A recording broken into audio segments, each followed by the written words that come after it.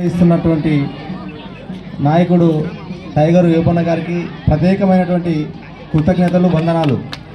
ఎందుకంటే ఆట పోటీలను నిర్వహించడం అంటే ఆషామాష కాదు, అది మహిళలతో మరి.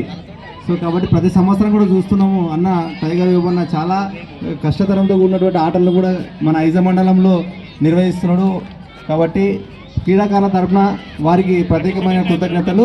మరి అదేవిధంగా ఈరోజు ఈ కార్యక్రమానికి ముఖ్య అతిథులుగా ఇచ్చేసినటువంటి మాజీ మండల సింగిల్ విండో చైర్మన్ అయినటువంటి సంకపురం రాముడు మామ గారికి, మరి అదేవిధంగా మాజీ జెడ్పీటీసీ అయినటువంటి నరసింహారెడ్డి అన్న గారికి, మరి అదేవిధంగా మన అంజన్న గారికి, మన చినరామన్న గారికి, మరి ఎలియాజర్ అన్న గారికి, అంజనన్న గారికి, మరి క్రీడాకారిణులకు పీఈటీలకు ముఖ్యంగా సుబ్బు, సూర్యచంద్ర వీళ్ళంతా నా దోస్తులే. మరియు వీళ్ళందరికీ కూడా మీడియా మిత్రులకు అందరికీ కూడా పేరు పేరున నమస్కారాలు తెలియజేస్తూ, మరి ఈరోజు ఐజ మండలం కేంద్రంలో పెద్ద ఎత్తున నిర్వహిస్తున్నటువంటి క్రీడాకారులు ఇక్కడికి రావడం చాలా సంతోషకరం. ఎందుకంటే క్రీడలను స్పోర్ట్స్ షూగా తీసుకొని మరి ఆటల్లో గెలుపోవటంలో సహజమే. ఎందుకంటే ఖచ్చితంగా ఏ ఆట అయినా సరే ఖచ్చితంగా ఒకరు గెలవాల్సిందే, ఒకరు ఓడాల్సిందే. కాబట్టి గెలుపోవటంలో స్ఫూర్తిగా తీసుకొని సమానంగా తీసుకొని ముందుకెళ్ళాలి. ఖచ్చితంగా కూడా మరి ప్రతి ఒక్కరు కూడా జీవితంలో ఉన్నత స్థాయికి ఎదగాలంటే ఖచ్చితంగా ఆటలు అవసరం. మానసిక శరీరానికి, మానసిక వికాసానికి క్రీడలు చాలా ఇంపార్టెంట్. క్రీడలు అంటే చదువుతో పాటు క్రీడలు ఆడితేనే బాడీ అంటే దృఢంగా ఉండి శారీరకంగా కానీ మైండ్ షార్ప్నెస్ కానీ పనిచేస్తూ ఉంటుంది. కాబట్టి యూ షుడ్ లర్న్ కంటిన్యూస్గా. ఏదైనా సరే ఒక ఆటలు ఆడుతున్నప్పుడు, ఏదైనా ప్రాక్టీస్ చేస్తున్నప్పుడు ప్రాక్టీస్ అనేది చాలా చాలా వెరీ వెరీ ఇంపార్టెంట్. ఎందుకంటే కంటిన్యూస్గా ప్రాక్టీస్ చేయాలి ఏదైనా సరే.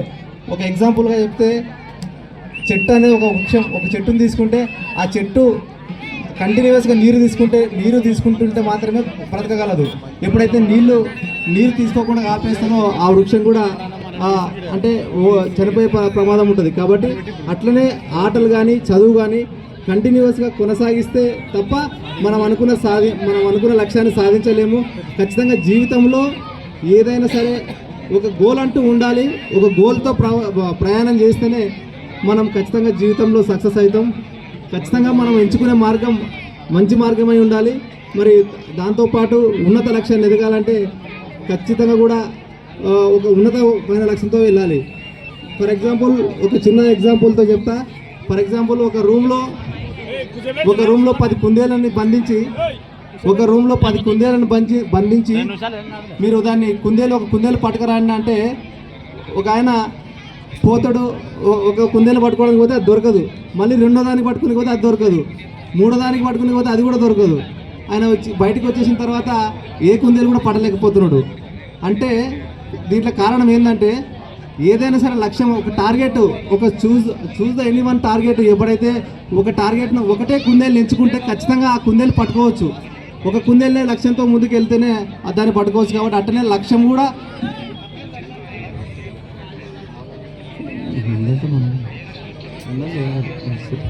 సో కాబట్టి ఆ రకంగా పోవాలి. మరి అదేవిధంగా ఇక్కడ పెద్దలు వేదిక మీద